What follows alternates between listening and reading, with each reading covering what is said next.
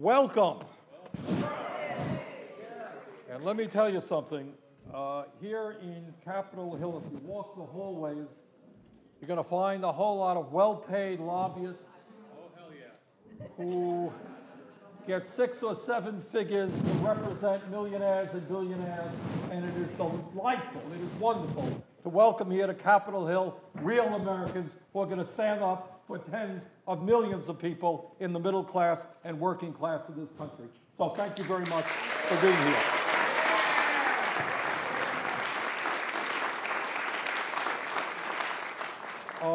Let me begin by thanking the Strengthen Social Security campaign, the National Committee to Preserve Social Security and Medicare, the Alliance for Retired Americans, MoveOn.org, all right, the SCIU, the AFL-CIO, and all of the other groups, many other groups, that have put together this summit, and we're going to see meetings like this all over America.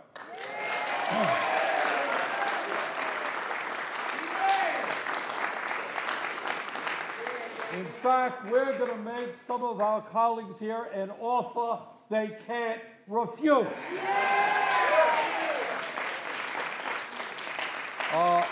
We have got a great meeting here this afternoon.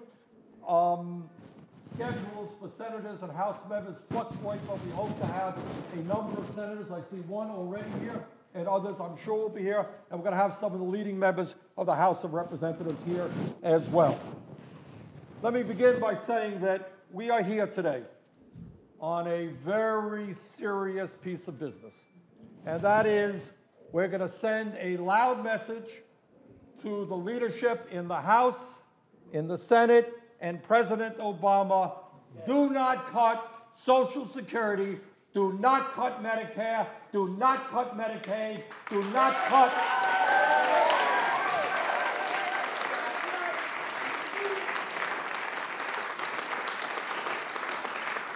deficit reduction is a serious issue, but it must be done in a way that is fair. We must not balance the budget on the backs of the elderly, the sick, the children, or the poor.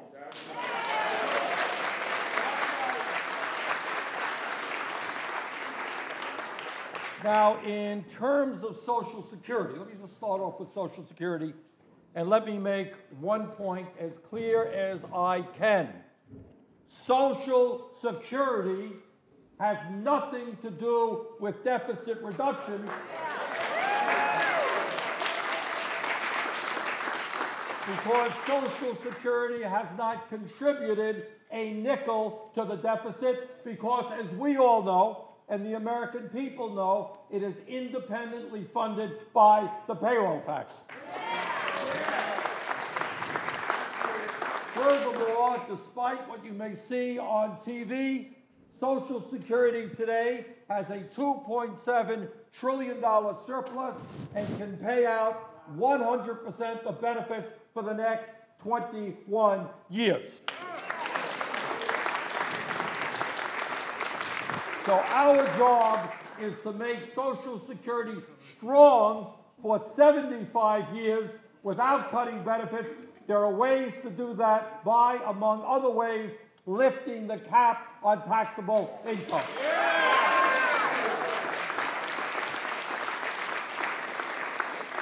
And on the issue of Social Security and the deficit, I am very delighted to tell you that Majority Leader Harry Reid the other day made it very clear.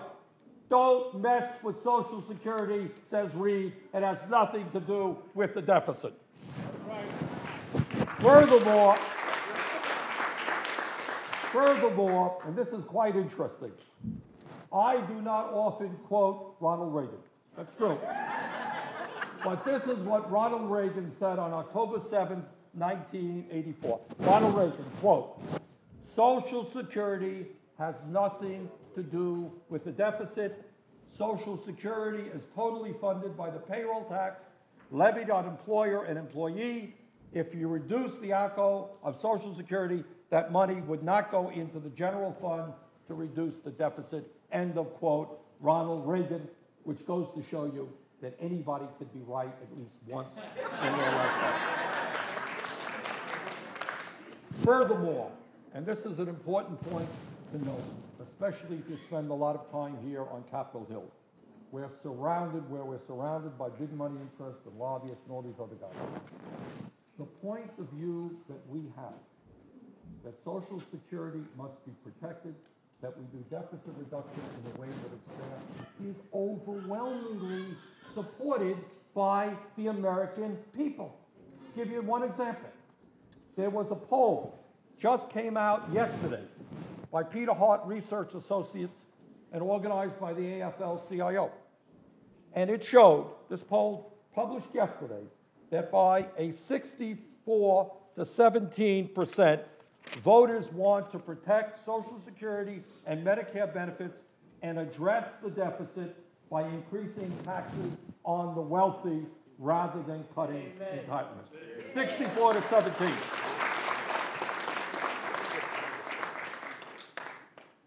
And here's the bottom line. The bottom line is, as all of you know, this deficit was caused by two wars that were unpaid for, caused by tax breaks to billionaires, caused by a Medicare Part D program written by the insurance companies, and by the lack of revenue coming into the federal government because of this Wall Street-caused recession. And I will be damned if at a time when we have the most unequal distribution of wealth and income of any major country on earth, when you have the top 1% owning 42% of the wealth, bottom 60% owning 2.3% of the wealth, you do not balance the budget on the backs of the bottom 60%.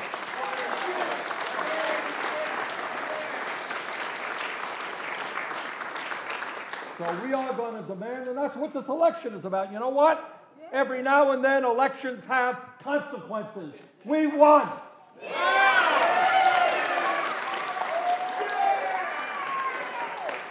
And we expect that Congress will follow what the American people made very clear, and that we are not going to continue huge tax breaks for millionaires and billionaires. We're going to end corporate loopholes. 1/4 of profitable corporations don't pay a nickel in taxes. We're losing $100 billion a year by the rich and large corporations stashing their money on the Cayman Islands. And we can take a look at defense spending and other places. But what the American people are saying is, wait a minute. We are in the middle of a horrible recession. A lot of people out there are hurting. We're not going to throw children off of Medicaid. We're not going to tell disabled veterans that we're cutting their benefits. We are going to ask for justice, and justice is that those people who have done phenomenally well in recent years, top 2%, are going to start paying their fair share of taxes.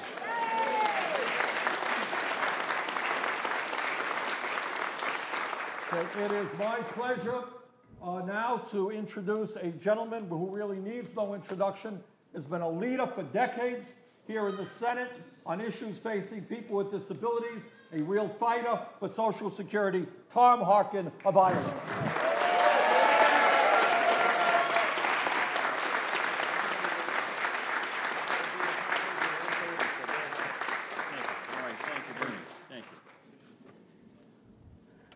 All right, I want to know who put me on right after Bernie Sanders. Bernie Sanders. What a hard act to follow. Isn't he a great guy, Bernie Sanders?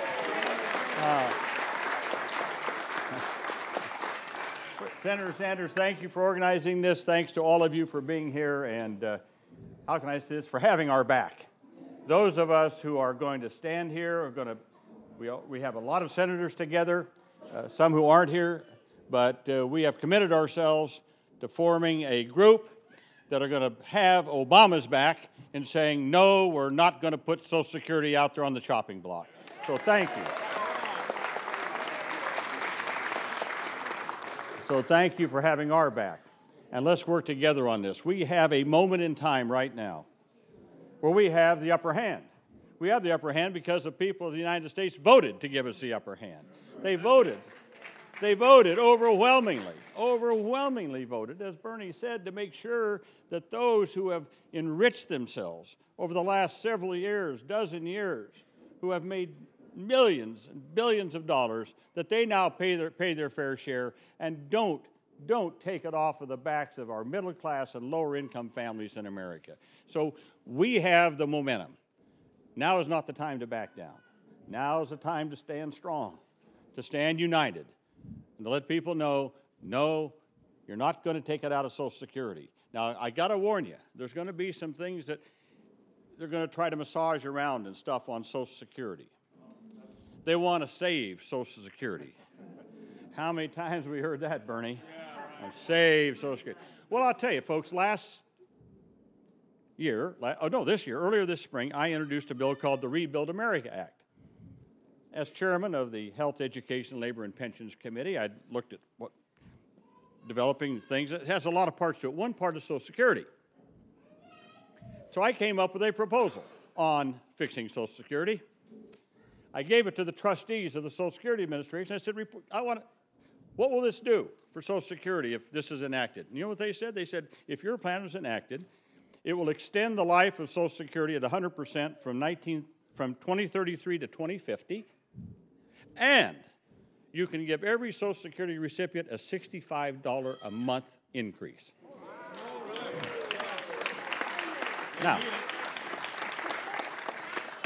Now, what's so good about that is that $65 a month is much more important to people of lower income than it is of higher income, so it's not a percentage.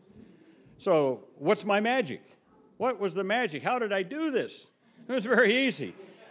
You take the cap off of the amount of earnings that are subject to Social Security tax. You take the cap off over 10 years, and we did a little thing on a bend point. Don't get me into that.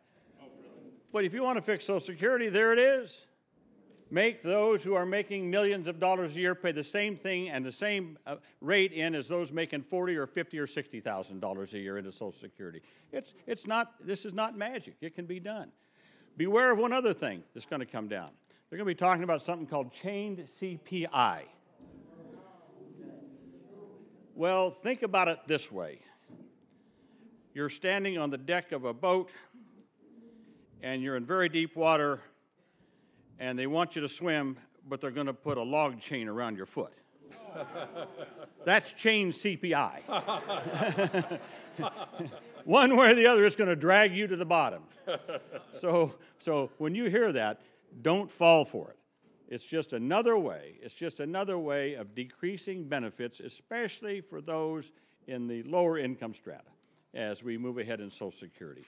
So look, I thank you, Bernie, for having us here. I just want you to know that we love you, and this is a time for us to be together, stand firm, stand strong, tell the President, we got your back, don't back down. We're going to keep Social Security strong.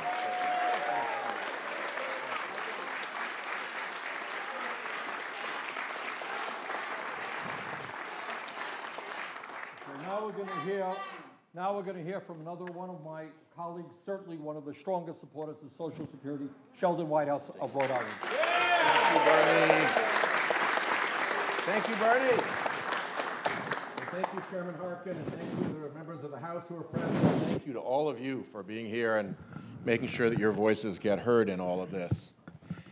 When the Republicans stopped running up the deficit and started complaining about the deficit, a number of us knew that they were going to use that to come at Social Security.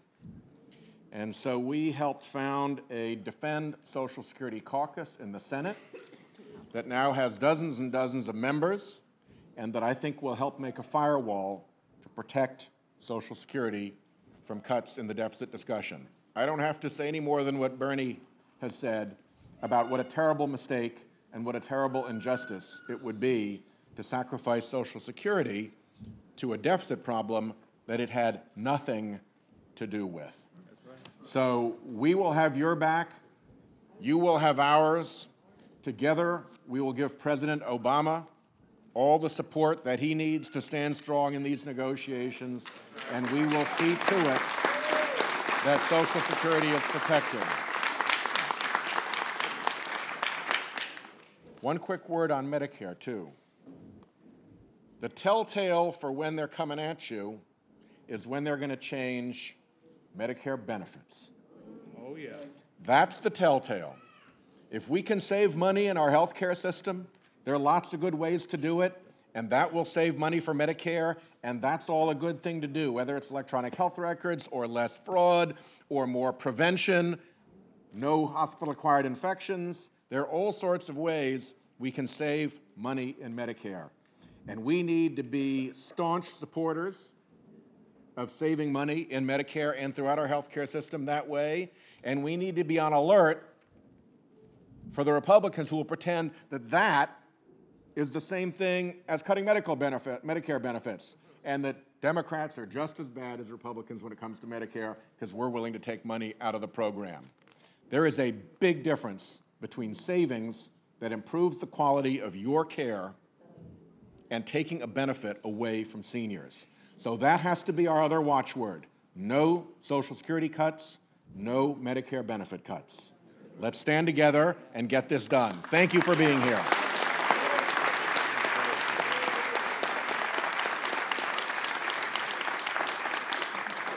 Thank you, Senator Whitehouse. This victory is going to be won not only in the Senate, it's going to be won in the House. And I'm very proud that we have with us some of the very strongest advocates for seniors and working families in the House. And I'm going to ask, we had a number of them, so I'm going to ask them to be brief. And I was in the House. These guys know how to be brief. There are a lot of them. Let's begin with Keith Ellison from Minnesota. Keith.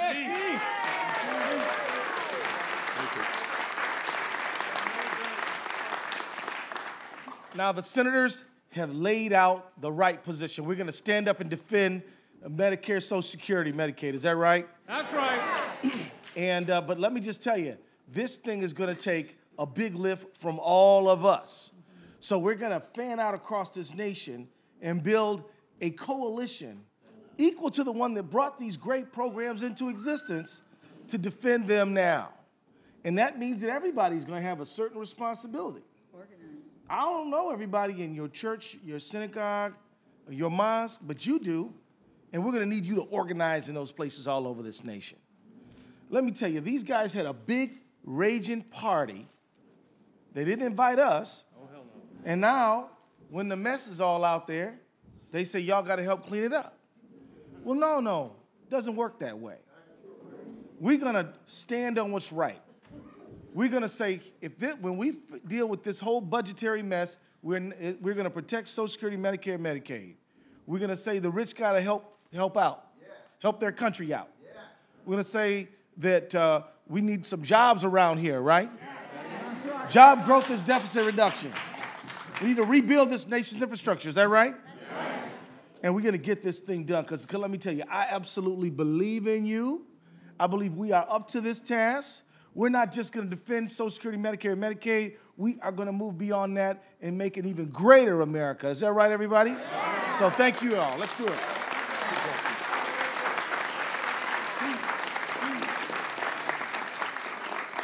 Keith, thank you very much. Another great member of the Congress, one of the leaders of the Progressive Caucus there, Raul Grijalva from Arizona. Raul? Yeah. Thank you, Senator, and I'm glad to be here with my colleagues. And Progressive Caucus has consistently in the House said that there are items that are not on the table for negotiation and as we meet these challenges. This so-called fiscal cliff, the Republicans have the car, they have the keys, they're the ones driving in that direction. And now we're asked to save a crisis caused by failed policies and their leadership and their action. We love this country. We want to meet this challenge, but not negotiating away Social Security, not negotiating away Medicare, not stripping Medicaid of its ability to take care of the needy that need comfort and help in this country. That's not on the table. And I think what the senator has done by asking us here today is to remind our leadership in the House, in the Senate, and in the White House that this is no time to be mushy about this question. This is no time to negotiate around the edges. This is a time to follow the will and the demand of the American people that just happened in this election. They had our back. They had our back in this election. They came out, supported us, gave us the leverage that we needed to protect them. They've had our back. Now it stands to all of us in Congress to have their backs. Thank you very much.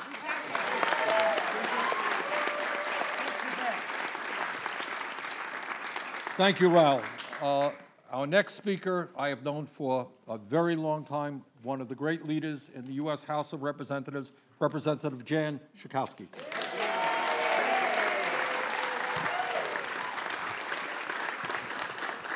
I have lost my voice, but I haven't lost my fight.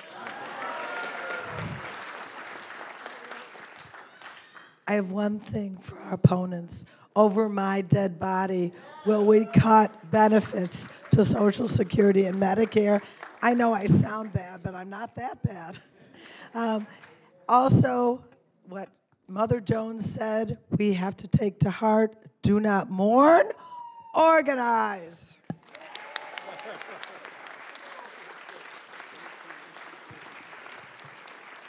Okay, another one of the great leaders in the U.S. House of Representatives. Please welcome Representative Barbara Lee of California.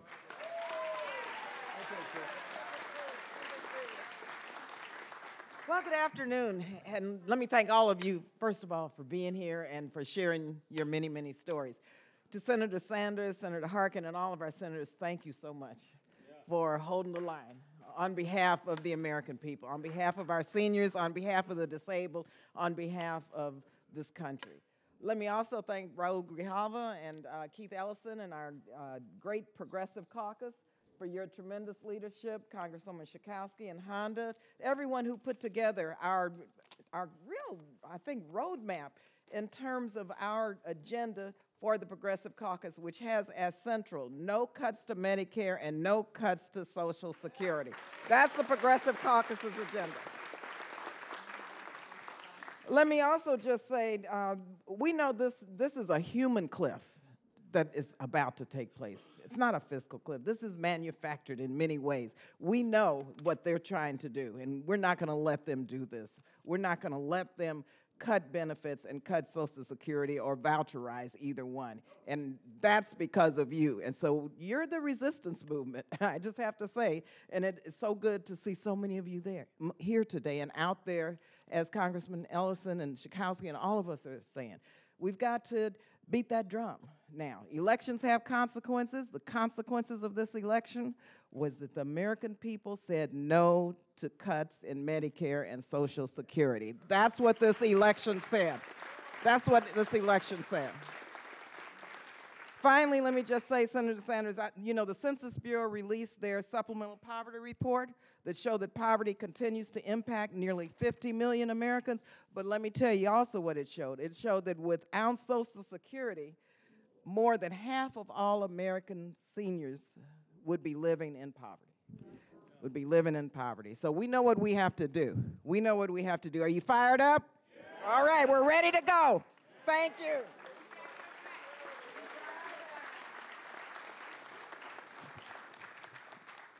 Thank you, Congresswoman Lee. Last but certainly not least, from the House of Representatives, another strong fighter for Social Security, Representative Mike Honda of California.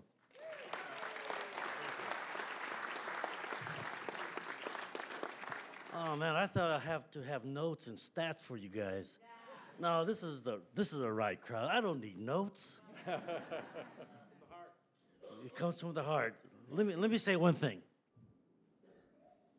We don't minimize Medicaid.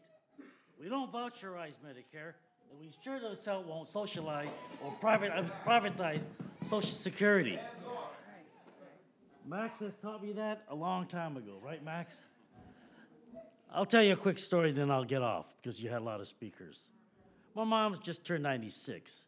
She was born in 1916, outside the city of San Jose, which is now almost downtown.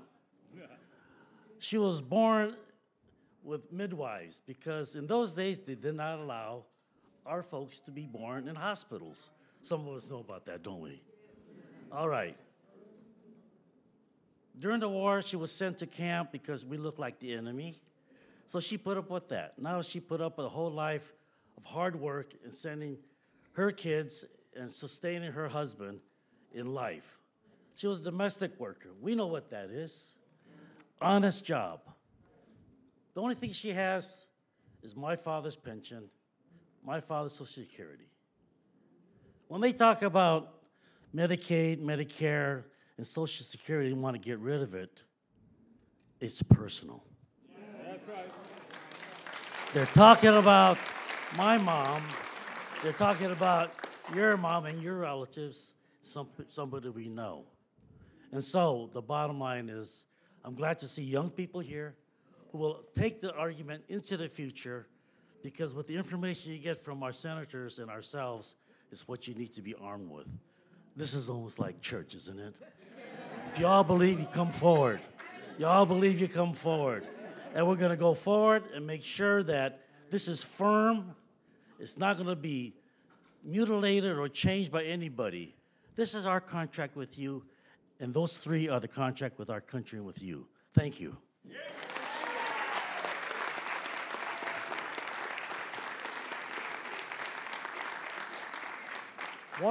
Thank you, Mike. One of the reasons that we're going to win this fight is because of some great coalitions out there of senior groups, veterans groups, organized labor, religious groups are coming together to make sure that Congress starts listening for a change to the American people and not the big money interest. And one of the most active and I think effective people in that coalition is Nancy Altman, who's the co-chair of the Strengthened Social Security Campaign. Nancy?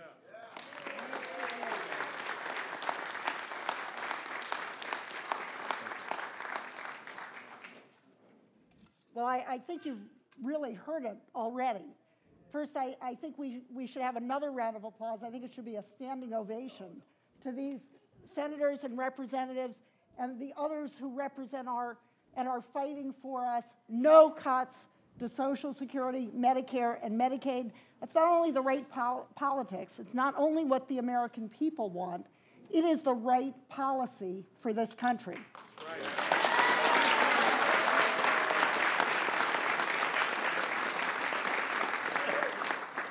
I also want to thank the many organizations, Senator Sanders has mentioned them, who are working so hard on behalf of all of us.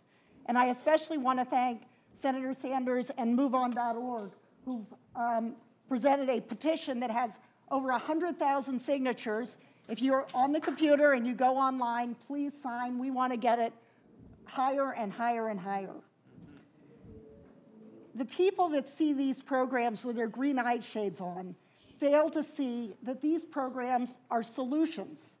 Social Security is more efficient, fair, secure, effective than private sector. Medicare is more, the administrative costs are lower than private sector insurance, even though it's insuring elders and people with disabilities. Medicaid is our one source of long-term insurance. These are crucial programs we should be building on, not dismantling brick by brick.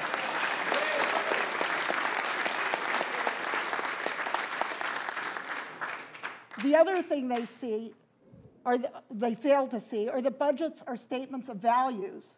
The American people value these programs. They stand for hard work. The harder you work, you get your benefits. Individual responsibility, but also the sense, as the president said, we're not just red states and blue states, we're the United States. We're all together in this, and that's what these programs are about. Finally, those with green eye shades fail to see that behind every number, there are now 56 million beneficiaries of Social Security. Behind every one of those numbers is an individual with a story. They are our veterans. They are our seniors who've worked a lifetime. They're children who have lost parents. They are us. They are we. They are the American people. Many issues are divisive. This is not one of them. As the senator says, you have a small elite group in Washington. You have a small elite group of media that don't get it, but the American people do. So at this point, you will be hearing in a few minutes from some of those stories, and I thank them for sharing those stories. And when you hear them, understand they represent millions and millions of Americans across this nation. Thank you, Nancy. It now gives me a great deal of pleasure to introduce somebody who I've again known for many, many years, who has been with the National Committee to Preserve Social Security and Medicare for many years. He's now the head of that organization, does a great job representing seniors. Please welcome Max Richmond, President of the National Committee.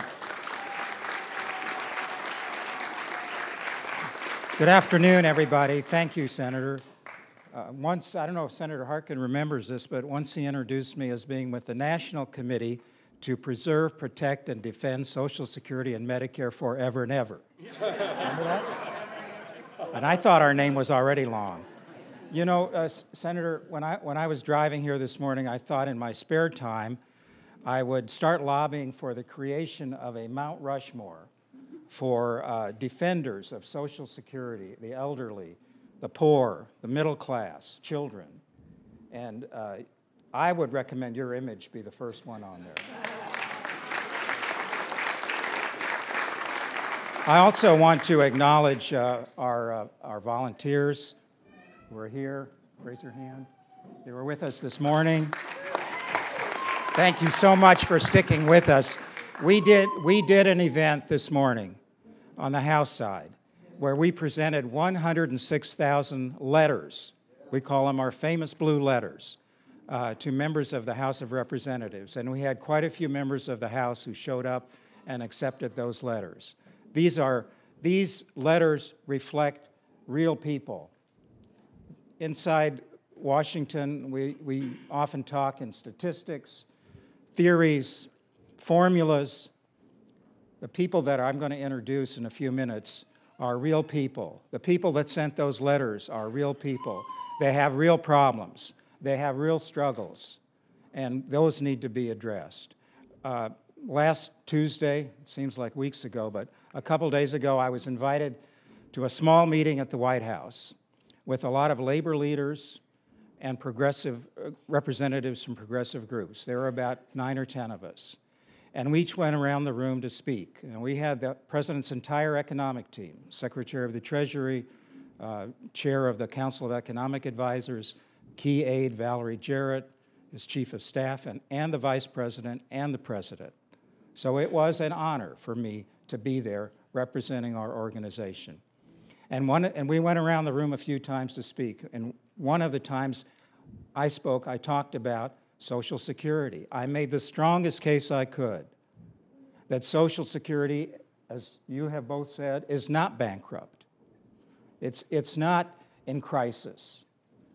Whatever changes need to be made in Social Security should be done separate from these discussions of the debt. And thank you.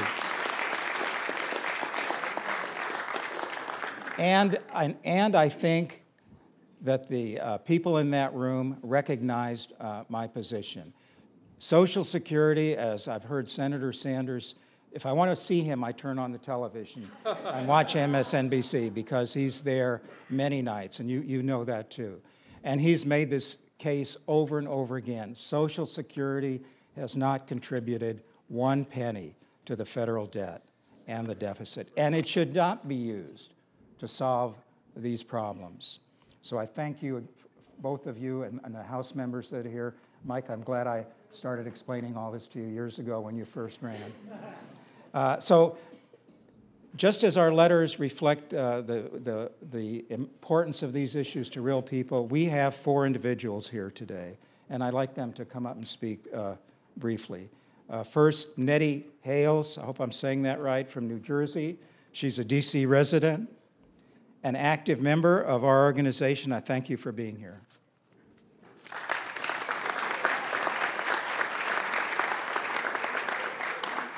I thank you for presenting me, and it's a real joy on my part to be here as a senior, also a recipient of knowing that I'm here today because of the time that my husband and I spent paying into Social Security. Otherwise, I don't know how I would survive. I want to say that I am grateful to those of you that take the time, because we were told that when we reach seniorhood, these were going to be the golden years. And we're still looking for the gold. We haven't given up on the gold yet, but we know that who has the gold. And we're not trying to take anything from anyone. This is what I find so disconcerting in all that we read and hear about. The time and energy, even today, to expend this kind of time when we could be grouping together to see what good we could do to make this thing work. If it's not broken, why are you trying to fix something that's not broken? It's not broken. We don't have too much that's not broken. And I tell you, it is said that you can look at a people, an institution, a country where they take care of their young and their aged. And I want to say that America does not need to have an image of elders like me that are on the street begging, because we've already, well, we know now that we could not assure the way our country has grown. And one of the blessings that we have as seniors is the fact, thank God, we're living longer. And especially as females, we're living longer and alone without someone to back up. And that's what it was all about when we went to the altar. We thought we'd always be together looking out for each other. But I am a widow and have been for a number of years now, and thank God. And my husband was a service person in World War II, and I thank God that when we needed to pay into Social Security, we did. However, what we ought to be working together on is how we can eliminate the high cost of staying alive. It's wonderful to be able to be alive. My husband had a stroke, and he died just a few months short of 10 years into a stroke. I wished I had the whole day to tell you what it's like to go through a stroke that you survive. See, survival is wonderful, but it's the circumstances of which you survive. The likelihood of it costing you less after a while, there's not too much left if you go almost 10 years. And I want to express appreciation to the young people that are here. I wished that we could take this time and let the young people know how important it is that you care about. And what would they do but tell us that, well, there won't be any money there for your children. Well, tough, because the children of today get salaries that are unheard of. I have had family as well as friends in nursing facilities that it might cost them $100,000 a year just to stay there. They never made that kind of money, even when everybody in the house was working. So how are they going to be able to survive? So I want to say to you, my most important message that I'd like to leave with you is some words. I'm sure you've heard them before, and they're called, I better stick to my little note here. It says, I think it's down here, do not go gently into that good night. I'm sure some of the younger people that remember, and some of the older ones that still remember, but to rage. And that's why I'm here today. Not just to, I want you to rage. You know what it means to rage? When you get angry about something, you do something. Let's do something. Let's do something. And most of all, I am very grateful to the fact to be able to stand here today for so many people, not only of my family. We could all tell a personal story, I know, but for my family and all of those that are not here to speak, I'm speaking for them. You see, when you look at me, you're looking at millions just like me who are surviving with the Social Security that they earned. And I want to take away the fear that we have. They are trying to hold us down with fear, doubt. We have none of that. Let's rage.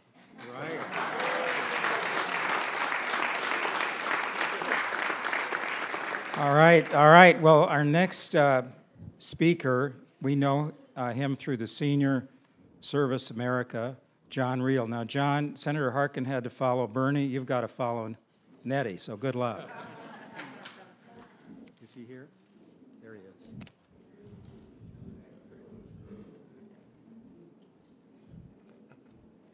Under threat of defenestration, I was asked to limit my remarks to less than an hour.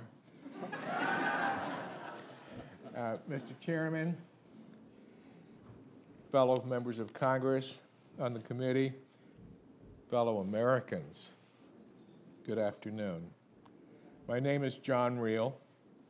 I'm a participant currently in the Senior Community Service Employment Program known as CSEP. And here today, it's a privilege to share my experiences that have shaped my awareness and appreciation of how important Social Security and Medicare and Medicaid are to the Americans. I'm one of thousands who received job training skills through the CSEP program. Currently, I'm seeking regular employment. I've been participating in CSEP for 2 years, first with the Jewish Council on Aging, and now with Senior Service America in Silver Spring, Maryland. CSEP provides me with income support, which is invaluable to me, along with my Social Security benefits. I was raised to believe that with enough hard work, you could survive and succeed. I received a degree in business from the University of Wisconsin at Madison.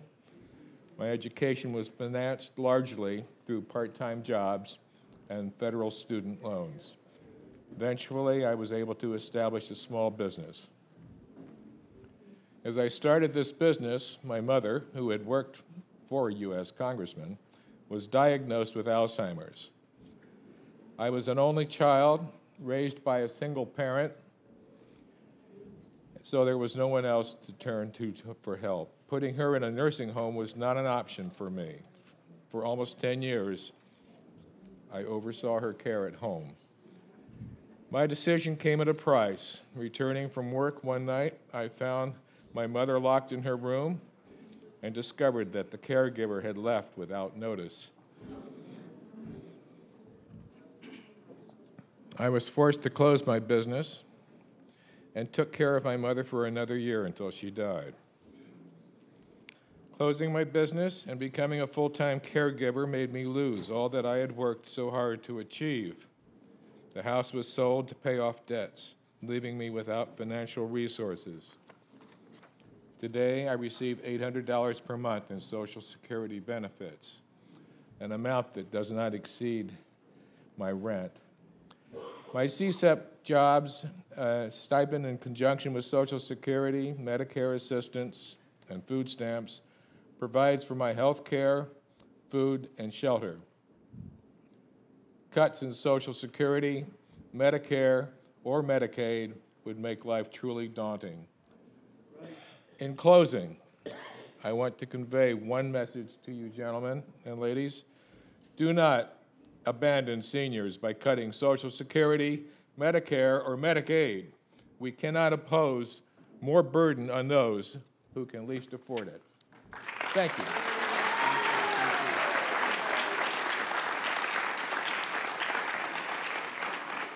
Before I introduce the third speaker, I want to acknowledge someone in the audience I just noticed, Terry O'Neill, who is the great president of the National Organization of Women. Thank you for being here. And who, as of Wednesday, became a board member of the National Committee to Preserve Social Security and Medicare. So thank you very much.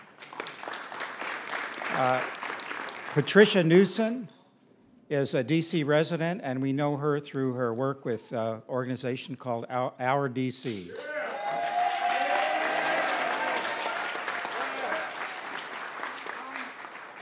Good afternoon. Good afternoon. My name is Patricia Newsom. I'm 61 years old. I'm looking forward to drawing my Social Security next year. But a few years ago, I was working in a hospital, in the emergency room. I'm first to let you know that I am a housekeeper, 30 plus years of experience. I was working in the emergency room one day, working. One of the doctors saw me and said, Pat, you don't look well. She said, it's not from the workload. She said, you need to come here and sit down. She tested my blood sugar levels. It was 800 and something. She admitted me directly. I've been on insulin ever since. A few months after that, I had to resign from the hospital to take care of my mom. My mom was bedridden. She was not financially stable to take care of herself. She used to do housekeeping work, but it was days work. Back in that day, they called it days work. She cleaned up rich people's homes, so she didn't have Social Security or none of that. Anyway, a few months later, my mother passed. I tried to get back into the workforce. I've been to so many interviews, it's sad. I don't know if it's my age, I don't know if I'm too tall, too short, or what. I don't know what it is, but I've been trying.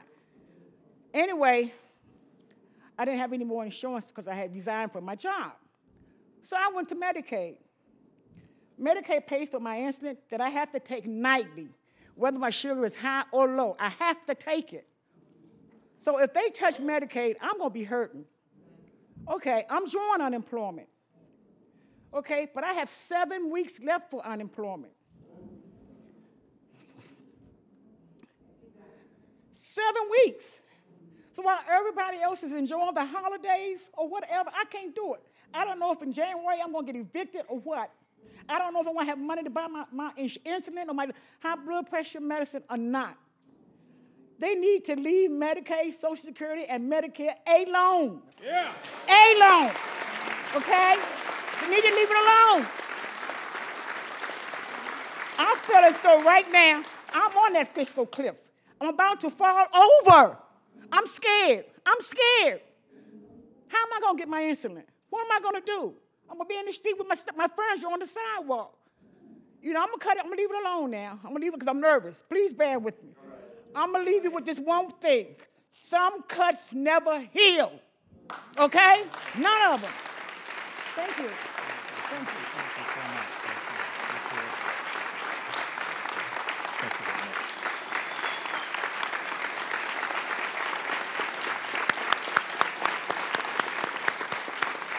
Our last speaker this afternoon, Diane Fleming, and we know her through her work with the Alliance for Retired Americans, a great organization.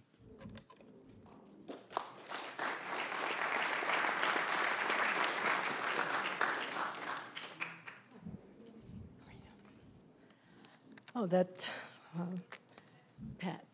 In fact, Pat and I, we live in the same community.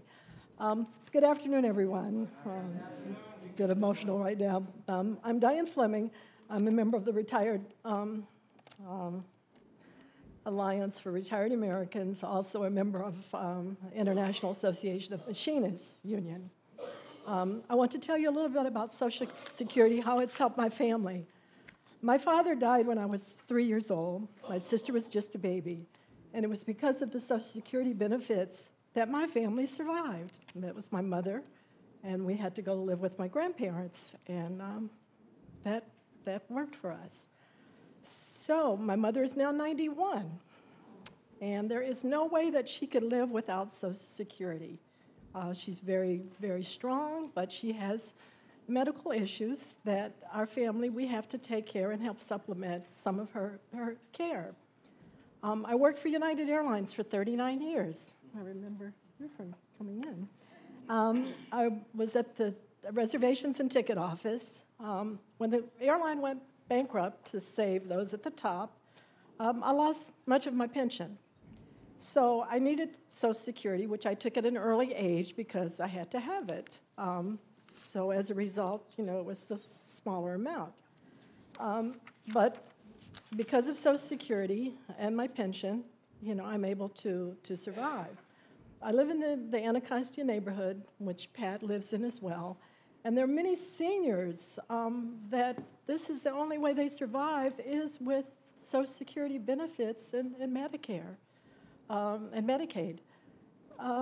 So this is a matter of their survival. Congress needs to remember there are real people behind the issues that we debate. If you cut Social Security, it would be devastating for my mother, for me. I'm now 70, and I'm not going to be able to find a lot of employment out there, you know. Plus, physically, you know, I'm not as strong as I used to be. So but I would have to go back to work.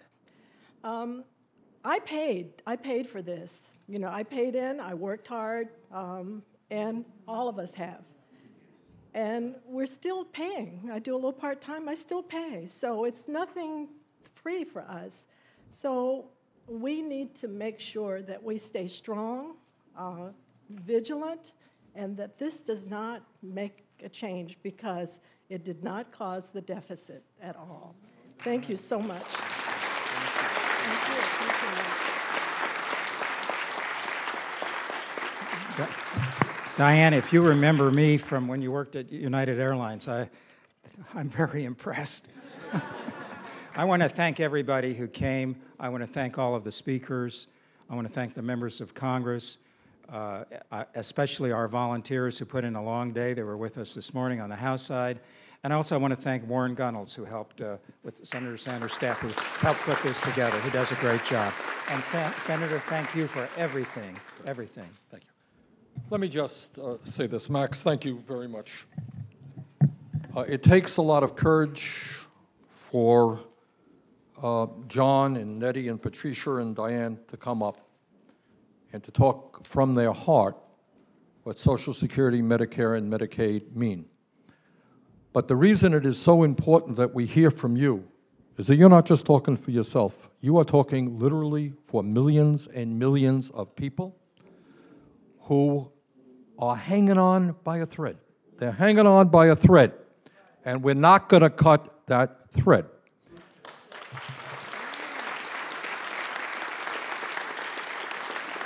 On a personal note, I've got to tell you that I regard it as obscene to be seeing on TV and reading in the newspapers CEOs from Wall Street, the crooks who help cause this recession that are causing so many problems, telling us how we've got to cut Social Security, Medicare, and Medicaid.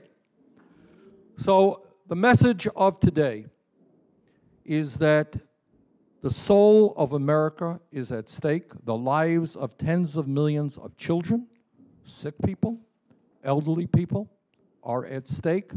We are the majority of Americans. Not one word that has been said here this afternoon is not supported by the vast majority of the people in this country, and it is high time for this Congress to listen to the people. Thank you all very, very much.